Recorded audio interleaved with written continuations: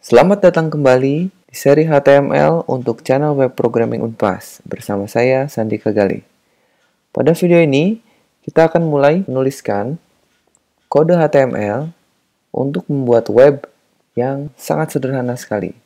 Nanti web yang akan kita buat adalah web yang akan menampilkan Hello World ke layar, ya, karena rasanya kurang afdol kalau kita belajar bahasa baru tanpa membuat aplikasi yang menampilkan Hello World, ya. Aplikasi yang akan saya gunakan adalah Notepad sebagai kode editornya. Jadi kita pakai Notepad dulu sebelum pakai kode editor yang benerannya, ya. Lalu saya akan tampilkan menggunakan virtual machine saya. Jadi nanti saya akan gunakan Windows 7. Saya asumsikan teman-teman juga sudah install web browser. Ya, nanti yang akan saya pakai adalah Google Chrome. Oke, kita mulai aja ya. Sebelum kita mulai menuliskan kode HTML, yang saya pengen teman-teman lakukan adalah membuat folder dulu ya, supaya nanti filenya nggak tercecer kemana-mana, karena nanti tiap-tiap video saya pengen latihannya disimpan rapi ke dalam sebuah folder. Jadi kita bikin folder dulu di desktop aja biar gampang. Kita buat folder baru, kita kasih nama HTML, karena ini seri HTML. Ya. Lalu di dalamnya kita buat folder baru lagi, kita kasih nama latihan 1 ya. Latihannya akan bertambah terus seiring kita belajar sesuatu yang baru. Ya, latihan 1. Nanti file-file yang akan kita buat kita simpan di dalam folder ini. Oke, sekarang yang akan kita gunakan adalah Notepad. Jadi, sebetulnya bikin web itu pakai Notepad juga bisa, cuman karena Notepad tidak diperuntukkan untuk membuat halaman HTML, jadi nanti kita harus nulis semuanya serba manual. Oke, sebelum kita menuliskan kode HTML, kita save dulu deh ya, biarpun masih kosong kita save dulu. Nah, save-nya kita kasih nama file misalnya halaman 1. Lalu kita kasih ekstensi filenya itu harus HTML. Ya, jadi jangan lupa selalu menuliskan HTML. Lalu tipe save as-nya kita ganti aja jadi all file supaya nanti tidak otomatis berubah jadi teks. Ya, jadi nama filenya halaman 1.html, jangan lupa. Lalu biasakan juga memberi nama filenya tidak menggunakan spasi, jadi tidak seperti ini ya. Walaupun tidak error, tapi nanti akan menjadi masalah ketika kita buka di browser, akan menambahkan karakter baru untuk mengganti spasinya. Jadi saya sarankan jangan menggunakan spasi. Halaman 1.html, save. Sebelum kita menuliskan kode HTML-nya, coba kita tulis dulu hello world biasa. Hello world, seperti ini. Ya. Lalu kita save. Nah, setelah itu kita buka foldernya coba ya. Ada nggak filenya?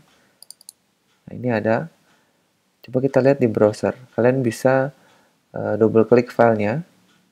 Ya, ini kalian bisa lihat ikonnya udah berubah menjadi Google Chrome karena saya buat Chrome sebagai default browser untuk sistem operasi saya. Double klik atau kalian bisa klik kanan lalu open with Google Chrome atau open aja. Nah, ini tampil ya. Jadi ini adalah halaman web pertama kalian. Gitu ya, meskipun isinya belum HTML. Ya, jadi ini masih plain text atau teks biasa. Jadi browsernya belum menganggap ini sebagai halaman HTML karena tulisannya tulisan plain text. Supaya browser yang membaca dia sebagai halaman HTML, kita harus membuat struktur dasar untuk HTML dulu. Jadi kita ngasih tahu browser, saya akan membuat halaman HTML. Ya, nulisnya bagaimana? Nulisnya seperti ini. Saya hapus. Saya coba tampilkan. Ini nulisnya seperti ini. Kalian boleh salin sambil pause dulu videonya ya. Jadi kalau sudah, saya akan jelaskan satu persatu.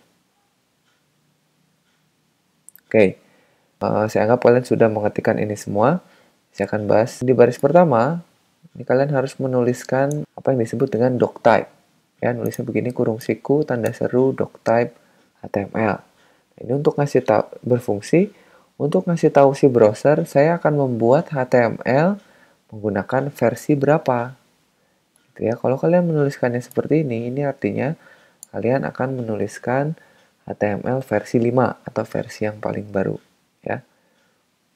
Lalu selanjutnya kalian harus menuliskan karakter seperti ini. Nantinya ke depannya kalau kalian ketemu ada kurung siku buka, lalu tulisan dan kurung siku tutup, ini akan kita namakan sebagai satu tag.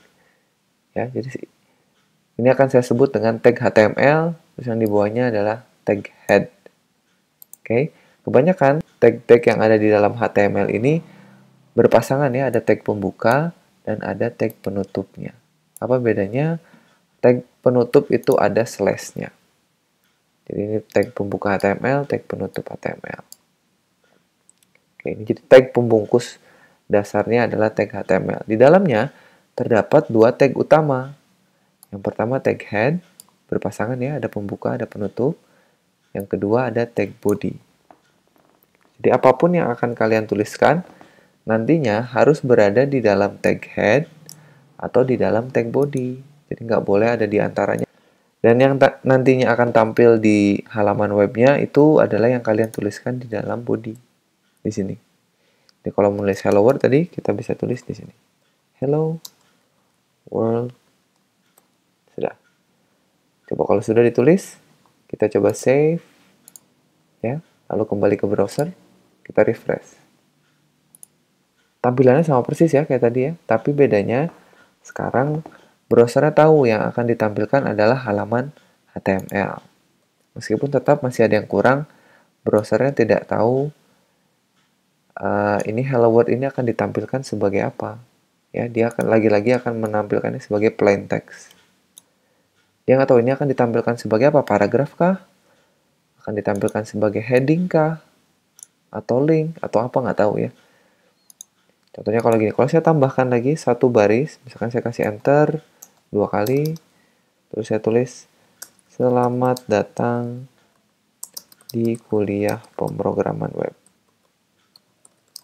1. Ya. Coba lalu saya save. Ini kalau kalian lihat kan, saya kasih satu enter atau satu spasi, baru saya tulis lagi tulisan selamat datang. Ya, saya kembali ke browser, lalu saya refresh, coba lihat. Tulisannya berada di kanannya. Karena lagi-lagi si browsernya nggak tahu nih, dua tulisan ini akan ditulis sebagai apa, paragraf kah atau apa. Ini yang bisa baca, yang tahu artinya cuma kita sebagai manusia. Browsernya nggak tahu, dia nganggapin hanya teks biasa aja. Supaya dia jadi paragraf, ya kita harus bungkus dia menggunakan tag lagi. Tag untuk membungkus paragraf adalah P.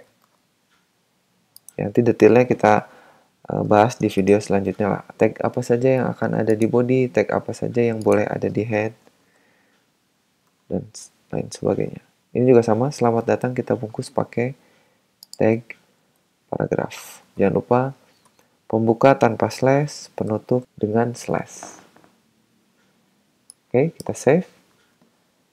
Ini kalau kalian lihat, begitu saya refresh, ini saya sudah save ya, Ctrl S, refresh, nah itu lihat. Browsernya langsung memperlakukan tulisan tadi sebagai paragraf. Sekarang browsernya tahu, oh di dalam HTML yang dibuat, itu ada 2 buah paragraf. Ya, meskipun dia nggak tahu ini artinya apa, ini artinya apa. Tapi sekarang browsernya tahu HTML-nya punya 2 buah paragraf. Gitu ya. Lalu terakhir, ada title nih di sini ya. Apa sih gunanya title? Title ini untuk memberikan judul dari halaman.